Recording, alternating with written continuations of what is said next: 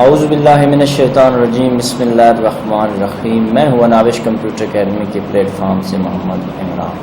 تو میرے معزز ناظرین السلام علیکم۔ میرے معزز ناظرین، ہم نے حکمت کی 5 باتیں روزانہ کے عنوان سے ایک سیریز شروع کر رکھی ہے، جس کا مقصد اپنی اصلاح ہے اور اللہ اور اس کے رسول صلی اللہ علیہ وسلم کے پیغام کو لوگوں تک پہنچانا ہے۔ تو اگر آپ چاہتے ہیں کہ آپ اس کار خیر میں شامل ہو جائیں تو ہمارے چینل کو سبسکرائب بھی کر دیں اور دوستوں کے ساتھ شیئر بھی کر دیں۔ تو آج ہم فضائل قرآن کے موضوع پر آپ سے حکمت کی 5 باتیں شیئر کریں گے۔ تو چلتے ہیں اپنی حکمت کی باتوں کی طرف۔ تو سب سے پہلے فضائل قرآن کے حوالے سے جو میں حکمت کی بات بیان کرنے جا رہا ہوں، یہ سردار الانبیاء جناب محمد مصطفیٰ صلی اللہ علیہ وسلم کی حدیث مبارکہ ہے، اور اس کی روایت جناب امام جعفر صادق علیہ السلام نے کیا ہے، اور یہ کتاب ہے تفسیر البیان، جلد نمبر 1 صفحہ نمبر یہ 43 پر مرقوم ہے۔ تو سردار الانبیاء صلی اللہ علیہ وسلم کے حدیث مبارکہ امام صادق علیہ السلام روایت کرتے ہیں کہ قرآن میں ہر قوم و ملت کے بارے میں ایک آیت موجود ہے۔ قرآن میں ہر قوم و ملت کے بارے میں ایک آیت موجود ہے جس میں ان کی اچھی یا بری سرنوشت و تقدیر اور انجام کا ذکر ہے۔ جو ایک طالب علم ہونے کے ناطے اس حدیث مبارکہ کی مجھے سمجھ آئی ہے وہ یہ ہے کہ خالق اکبر نے ایسی کوئی قوم نہیں جس کا ذکر قرآن میں بیان نہیں فرمایا، ایسی کوئی قوم نہیں جس کی ہدایت کا سامان اللہ نے اس کتاب کے اندر نہیں رکھا۔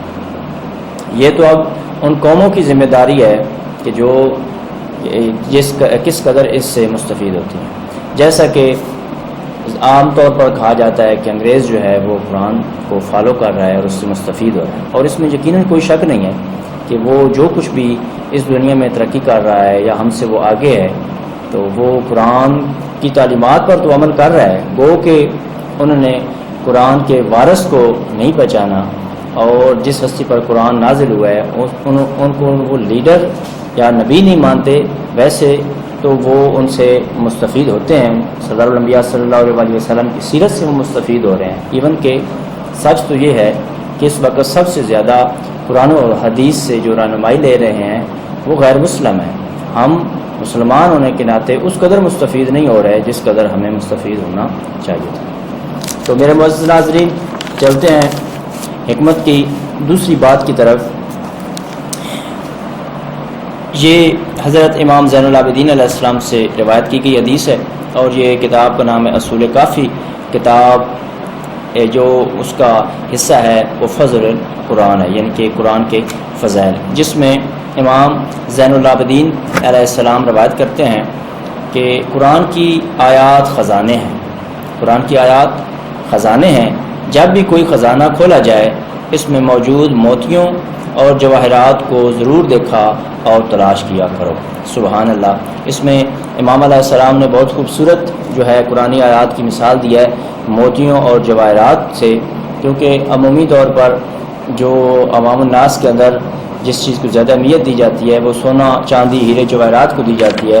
تو امام علیہ السلام نے ہمیں سمجھانے کے لیے آیات قرآنی کو موتیوں اور جواہرات کو اس ساتھ تشبیہ دی ہے، جبکہ سچ تو یہ ہے کہ یہ موتی اور جواہرات جو ہیں یہ قرآن سے بہت کم تر ہیں، قرآن کے آیات سے بہت کم تر ہیں، لیکن امام علیہ السلام نے ہم کو سمجھانے کے لیے یہ بات بیان فرمائی ہے۔ تو جس طرح ہم سونے اور چاندی کی تلاش اگر کہیں سے ہمیں کان مل جائے تو ہم کس قدر اس کو انہماک سے اس کو تلاش کریں گے، ان ہیروں کو اکٹھا کریں گے، اس طرح امام علیہ السلام نے فرمایا ہے کہ حدیث سے مبارکہ ہے کہ آپ اس طرح قرآن کے اندر حکمت کو تلاش کریں، ہدایت کو تلاش کریں، حکمت کی باتوں کو تلاش کریں، اپنے مسائل کے حل کو تلاش کریں، اپنی روحانی اور جسمانی بیماریوں کی شفا کو تلاش کریں۔ تو میرے معزز ناظرین، چلتے ہیں حکمت کی تیسری بات کی طرف۔ یہ جو حکمت بیان کی گئی ہے یہ مولا امیر المومنین حضرت علی ابن ابی طالب علیہ السلام سے روایت کی گئی ہے، اور یہ نہج البلاغہ خطبہ نمبر 196 پر مرقوم ہے۔ مولا امیر المومنین علیہ السلام فرماتے ہیں قرآن کے فضائل میں کہ قرآن سے جو وابستہ ہو اس کے لیے سرمایہ عزت ہے، جو اس کی حدود میں داخل ہو اس کے لیے پیغام صلح و امن ہے، جو اس کی پیروی کرے اس کے لیے ہدایت ہے۔ سبحان اللہ، کس قدر عظیم جو ہے پیغام مولا امیر المومنین علیہ السلام نے ہمارے تک پہنچایا قرآن کے فضائل کے حوالے سے، کہ قرآن سے جو وابستہ ہے اس کے لیے سرمایہ عزت ہے، کہ عزت دار وہ ہے جو قرآن کے ساتھ وابستہ ہے۔ جو قرآن سے دور ہے اس کو کسی صورت عزت نہیں مل سکتی، اور امن میں بھی وہی ہے، صلح میں بھی وہی ہے، اور حالت امن میں بھی وہی ہے، روحانی طور بھی پرسکون وہی ہے، جسمانی طور پر بھی پرسکون وہی ہے جو اس کی پیروی کرے۔ تو ہدایت بھی اسی کے لیے ہے جو کہ قرآن کریم کی پیروی کرے۔ تو میرے معزز ناظرین، چلتے ہیں حکمت کی چوتھی بات کی طرف۔ امام علیہ السلام فضائل قرآن کے حوالے سے حکمت کی جو چوتھی بات بیان فرما رہے ہیں، یہ بھی مولا امیر المومنین علیہ السلام سے ہی فضائل قرآن کی روایت ہوئی ہے نہج البلاغہ میں، کہ خطبہ نمبر 133 تو مولا امیر المومنین علیہ السلام اپنی اس عظیم کتاب میں فضائل قرآن کے حوالے سے فرماتے ہیں کہ کتاب اللہ، یعنی کہ اللہ کی کتاب تمہارے درمیان ایسا ناطق ہے جس کی زبان کبھی گنگ نہیں ہوتی۔ سبحان اللہ، یہ ایسا گھر ہے جس کے ستون کبھی منہدم نہیں ہوتے، اور یہ ایسا سرمایہ عزت ہے جس کے انصار کبھی مغلوب نہیں ہوتے۔ سبحان اللہ، کہ یہ ایسا ناطق ہے جس کی زبان کبھی گنگ نہیں ہوتی، کہ یہ آپ کے ساتھ وہ گفتگو کرنے والی ہستی ہے، چیز ہے جو جس کی کبھی زبان جو ہے وہ گنگ نہیں ہوتی، لڑکھڑاتی نہیں ہے۔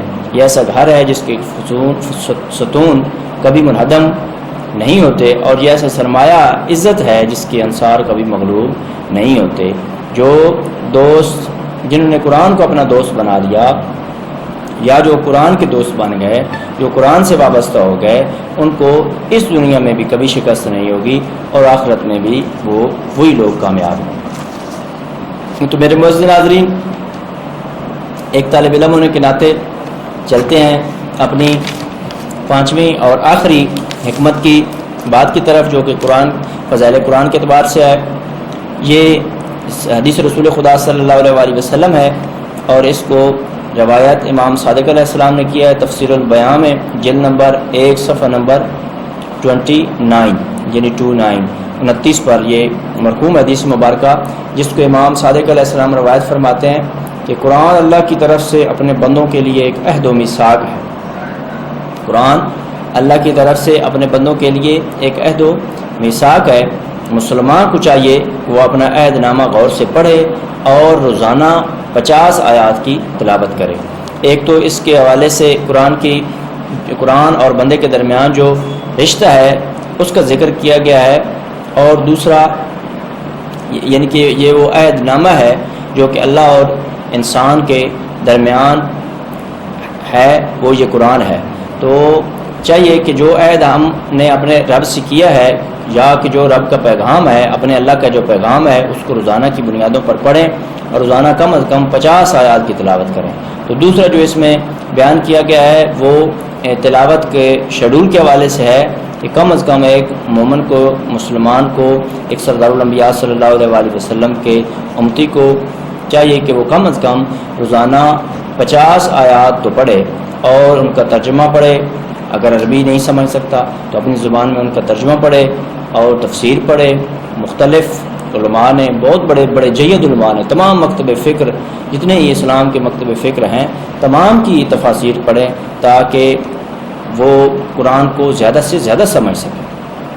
کہ میرے معزز ناظرین، خالق مالک آپ کو اور مجھے قرآن کو پڑھنے، سننے اور اس پر عمل کرنے کی توفیق عطا فرمائے۔ تو آخر میں ایک طالب علم ہونے کے ناطے میری آپ سے گزارش ہے کہ آپ ہمارے چینل کو ضرور سبسکرائب کریں، اس سے ہماری بہت زیادہ حوصلہ افزائی ہوتی ہے۔ اور اگر طالب علم ہونے کے ناطے میرے سے کوئی غلطی ہو گئی ہو تو یقیناً آپ مجھے کمنٹس کر کے میری اصلاح کریں گے، میں آپ کا بہت زیادہ مشکور ہوں گا۔ تو آخر میں اپنے پیر و مرشد ڈاکٹر علامہ محمد اقبال رحمۃ اللہ علیہ کا ایک بہت ہی معنی خیز اور ہدایت سے بھرپور جو شعر ہے وہ آپ کی نظر ضرور کروں گا، کہ خرد نے کہہ بھی دیا لا الہ تو کیا حاصل، خرد نے کہہ بھی دیا لا الہ تو کیا حاصل، دل و نگاہ مسلمان ہیں تو کچھ بھی نہیں۔ اللہ آپ کو اور مجھے صراط مستقیم پر چلنے کی توفیق عطا فرمائے، آمین۔ اللہم صلی علی محمد و علی محمد، والسلام۔